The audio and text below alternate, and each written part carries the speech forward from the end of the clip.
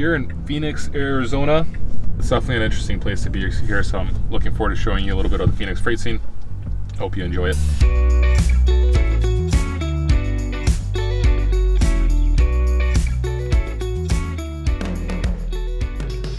How has the market changed, Brent, in the last year in terms of hiring? Night and day.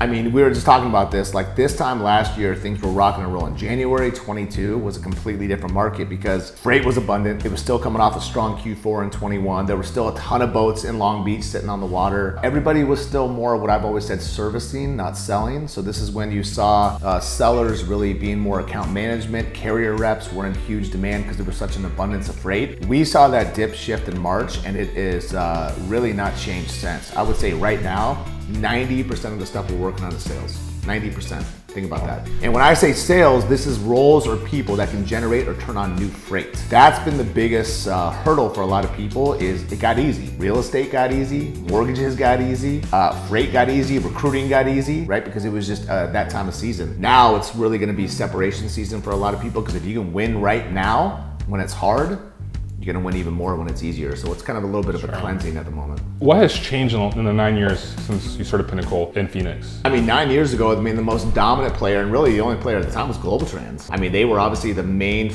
kind of early adapter to the Phoenix market. And now obviously you have a merge, which, you know, there's connections there, but it's just grown tremendously. And again, I think it boils down just to having that West Coast presence, because I hate to say it, but it's like Chicago 2.0. This is literally mini Chicago, not even from a freight standpoint, but just like a social lifestyle standpoint. I mean, we got Lou Malnati's, you got the Cubs, and White Sox have spring training here, Portillo's. So there's just a lot, Maple and Ash even. So there's just a lot that has kind of come this way. But it's not just that. There's so many people from Minnesota, Canada, Nebraska, Iowa, any cold weather city, they tend to come to us, right? And anything on the other side, they tend to go to Florida. Hence why Tampa and some of these other markets are so hot. If you look at Chicago, I mean, it's like Paul Loeb, Jeff Silver. I mean, it's like it's almost like the Bill Walsh coaching tree in football, right? So many people have broken off from that original American backhaulers. And here, I mean, Andrew and Michael Leto and GlobalTrans, I mean, they were almost at the forefront at the time, back in 08, 09, whatever it was, is look how much has transpired from there. And what you have to look at too is like so many people that rode with these guys early on, think how many people have broken off from those companies and started their own. Chicago is another prime example. Think how many people now, there's, you know, 18,000 brokerages, but a lot of them started in one place, you know, and a lot of these places are almost like a factory. How many people have come from CH, Coyote, Echo,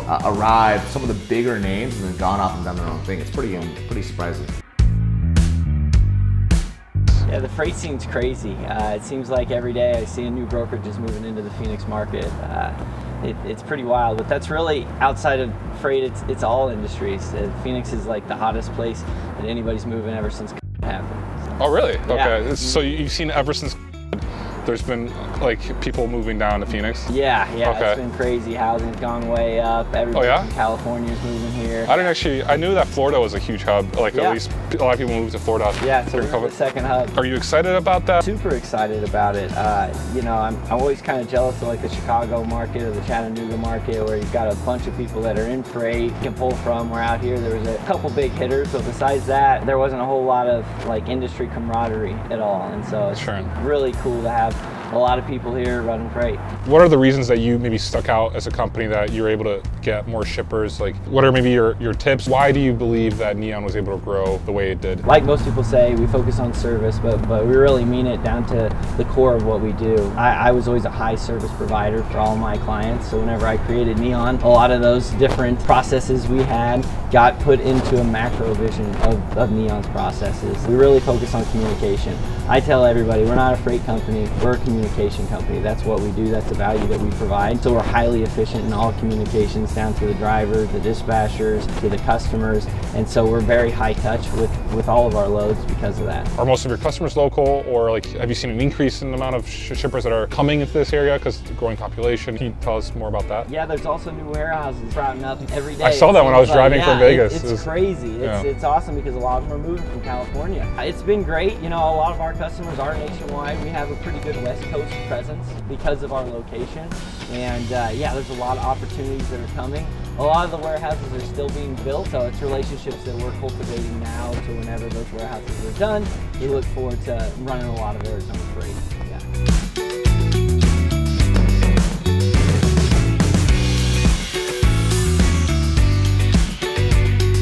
essentially FreightCaviar came from Knight-Swift. Can you tell us more about that, Lars? How did you get all together? We've talked about it a little bit, but yeah. we've never really told the story.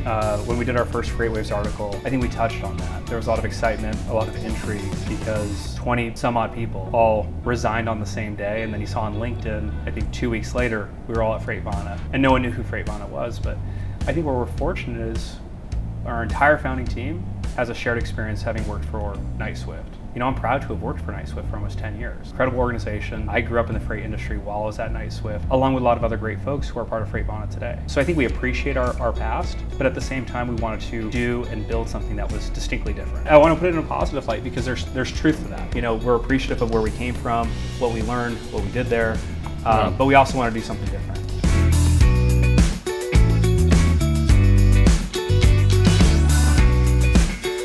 What's your expectation for the next few years for like freight scene in general? There's going to be a big push for automation. I'm not sold on it yet. You look at Convoy, they came on the scene, they blew up, they were valued at crazy money, and now they're laying people off. I think the freight scene is primed for an explosion. I just think the herd needs to be thinned out. We have too many brokers. I think there's 35,000 registered MCs for brokers. Are they all active? No. A lot of them are just triple and quadruple in the back end for people that are going out of business so they can just restart another one. You're going to see a lot of drivers retiring. We're going to have a problem with drivers. The automation piece as it relates to the drivers, I think those are probably correlated a little bit more. But at the end of the day, there's just the infrastructure is not in place for automated trucks. You're never going to be able to run the supply chain without the human element. The creativity of the freight scene is so crazy because 5 years ago, nobody was doing this.